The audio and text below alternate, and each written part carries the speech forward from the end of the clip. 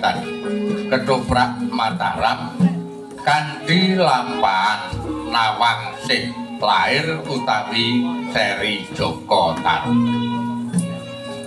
Pendapuk sodalang dening sederek Yunanto, Pranata gending dening sederek Keli Pargio, Waranggono Nyi Winarti, Nyi Mami Suparmi saha Nyi Jiyanti saha para kanca.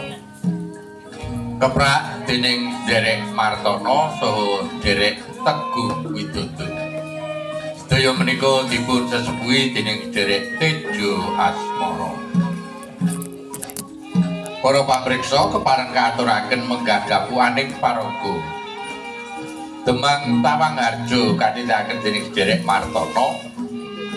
Bekel bayane Tarub dening sederek Sujati. Wondene Bebau Kertokleci dening sederek Wahudi.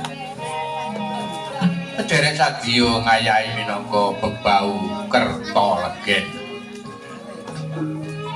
Derek Supriyono wonten ing dalu punika kados Cakrawati.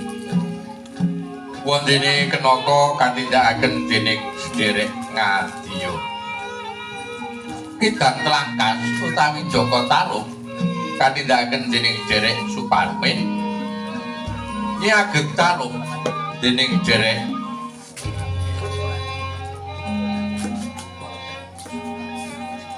Kisura katindakaken dening sederek Teguh Widodo. Wondene sederek Supardi ing dalu punika ngayahi minangka Ki Wira. Nawang Wulan katindakaken dening sederek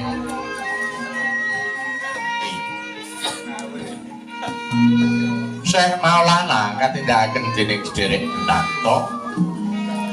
Roro Kasihan katindakaken dening Suparmi. Para pamriksa pagelaran wonten ing dalu punika saged dipun giyaraken kanthi langsung awit saking panyengkuyungipun penggilingan bakso Bapak Margono ingkang pilenggah wonten ing Dukuh Danamulya Nanggulan Kulon Progo. Yaki Tirta Janti ingkang mapan wonten ing Nanggulan Kulon Progo.